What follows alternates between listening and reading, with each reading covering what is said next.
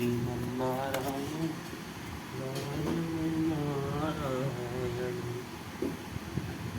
श्रीमन्नारायण नारायण नारायण श्रीमन्नारायण नारायण नारायण।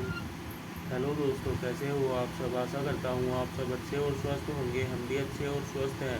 सभी दोस्तों को नारायण नारायण नारायण। आज हम आपको महाशिव पुराण के रुद्र संहिता पंचम खंड यानी कि युद्ध खंड का अगला अध्याय सुनाएंगे। कृपया हमारे वीडियो को ज़्यादा से ज़्यादा शेयर कीजिए, लाइक कीजिए और चैनल को सब्सक्राइब कीजिए। चलो अब हम शुरू करते हैं। जय हो ब्रह्मा विष्णु महेश, आपकी सदा ही जय जय हुए। कोई भूल चूक हो तो क्षमा करना प्रभु।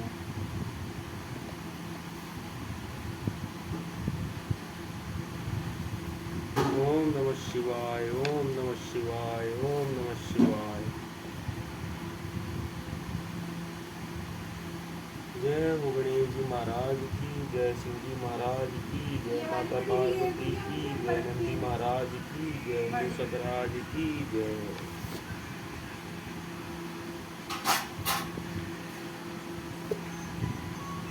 दोस्तों, आज का हमारा अगला अध्याय है अध्याय 13, 14, 15, 16, 17, 18, 19, 20, 21, 22, 23, 24, 25, 26, 27, 28, 29। 13 से लेकर 29 तक अध्याय आज हम आपको सुनाएंगे। दंभ की तपस्या और विष्णु द्वारा उसे पुत्र प्राप्ति का वरदान, शंखचूड़ का जन्म, तप और उसे वर प्राप्ति, ब्रह्मा जी की आज्ञा से उसका पुष्कर में तुलसी के पास आना और उसके साथ वार्तालाप, ब्रह्मा जी का पुनः वहां प्रकट होकर दोनों को आशीर्वाद देना और शंखचूड़ का गांधर्व विवाह की विधि से तुलसी को ग्रहण करना। तदंतर जलंधर की उत्पत्ति से लेकर उसके वध तक का प्रसंग सुनाकर सनत कुमार जी ने कहा,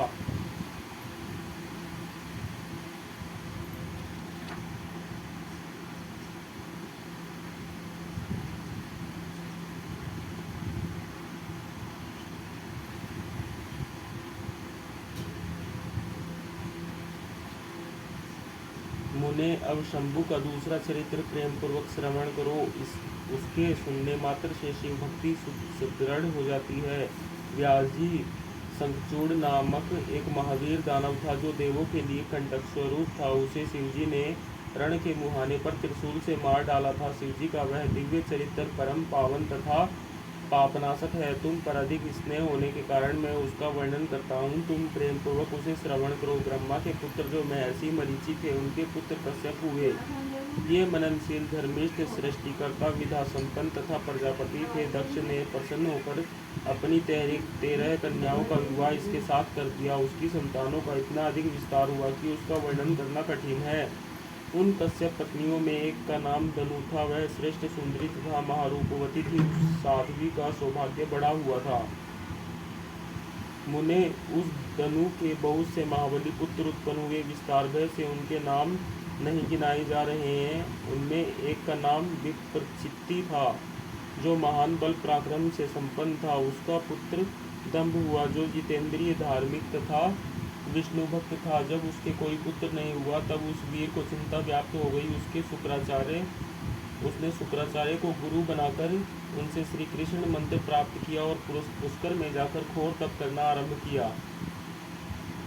वहां सुदृढ़ आसन लगाकर कृष्ण मंत्र का जप करते हुए उसके 1 लाख वर्ष बीत गए। तब उसे तपस्वी के मस्तक से एक जाज्वल्यमान तेज निकलकर सर्वत्र व्याप्त हो गया। वह तेज इतना दुस्सह था कि उससे संपूर्ण देवता, मुनि तथा मनु संतप्त हो उठे। तब वे इंद्र को अगुआ बनाकर ब्रह्मा के शरणापन्न हुए। वहां उन्होंने संपूर्ण संपत्तियों के दाता विधाता को प्रणाम करके उनकी स्तुति की और फिर विशेष रूप से व्याकुल होकर अपना सारा वृत्तांत उनसे कह सुनाया।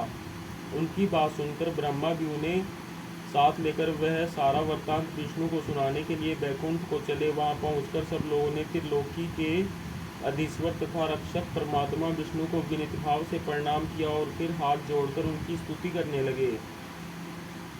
देवता बोले, देवदेव, हमें पता नहीं कि यहाँ कौन सा कारण उत्पन्न हो गया है। हम किसके तेज से संतप्त हो उठे हैं, ये आप ही बतलाइए। दीनबंधो, अपने दुखी सेवकों की रक्षक तो आप ही हैं, अतः शरणदाता रामनाथ, हम शरणागतों की रक्षा कीजिए, रक्षा कीजिए। सनत कुमार जी कहते हैं, मुने ब्रह्मा आदि देवताओं के वचन को सुनकर शरणागत वत्सल भगवान विष्णु मुस्कुराए और प्रेम पूर्वक बोले। विष्णु ने कहा, अमरो, शांत रहो, घबराओ मत, भयभीत न हो। कोई उलट पलट नहीं होगा, क्योंकि अभी प्रलय का समय नहीं आया है। दंभ नामक दानव का है, जो मेरा भक्त है और पुत्र की कामना से तप कर रहा है। मैं उसे वरदान देकर शांत कर दूंगा। सनत कुमार जी कहते हैं, मुने भगवान विष्णु के यूँ कहने पर ब्रह्मा आदि देवताओं की व्याकुलता जाती रही। वे सभी धैर्य धारण करके अपने अपने धाम को लौट गए।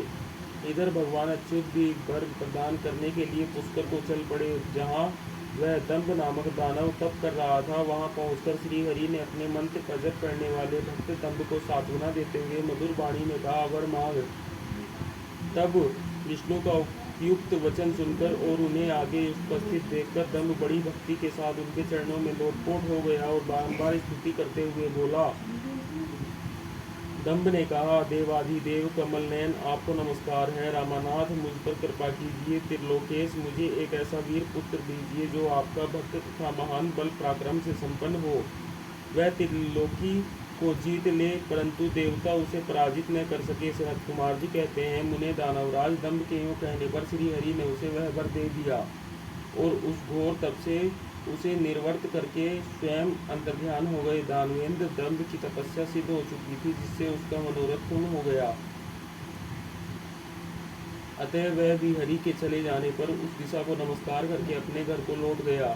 थोड़े ही समय के उपरांत उसकी भाग्यवती पत्नी गर्भवती हो गई। वह अपने तेज से घर के भीतरी भाग को प्रकाशित करती हुई शोभा पाने लगी। मुने श्री कृष्ण के पार्षदों का अग्रणी जो सुदामा नामक गोप था, जिसे राधा जी ने श्राप दे दिया था, वही उसके गर्भ में प्रविष्ट हुआ था।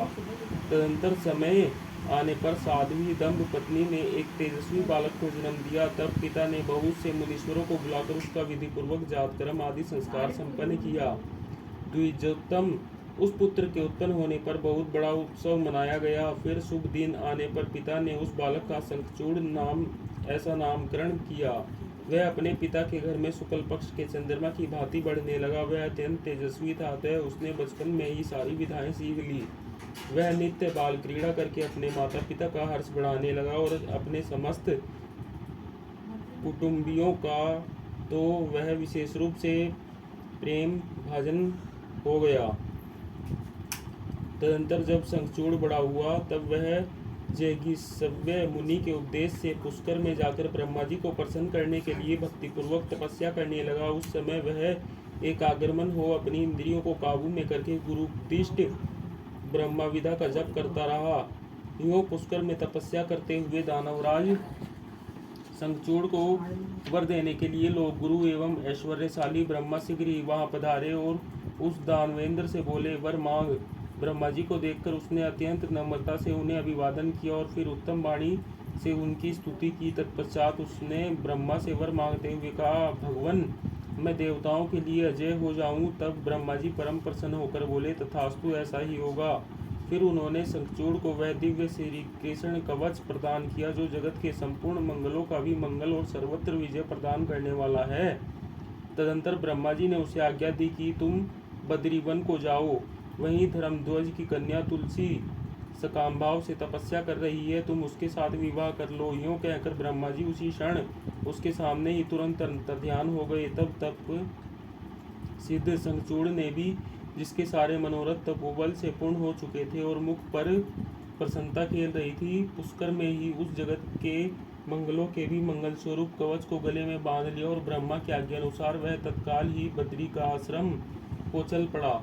वहाँ दानव शंखचूड़ सहसा उस स्थान पर जा पहुँचा जहाँ धर्मध्वज की पुत्री तुलसी तप कर रही थी। सुंदरी तुलसी का रूप अत्यंत कमनीय और मनोहर था। वह उत्तम शील से संपन्न थी। उस सती को देखकर शंखचूड़ उसके समीप ही ठहर गया और मधुर वाणी में उससे बोला। शंखचूड़ ने कहा, सुंदरी, तुम कौन हो, किसकी पुत्री हो, तुम यहाँ चुपचाप बैठकर क्या कर रही हो, यह सारा रहस्य मुझे बतलाओ।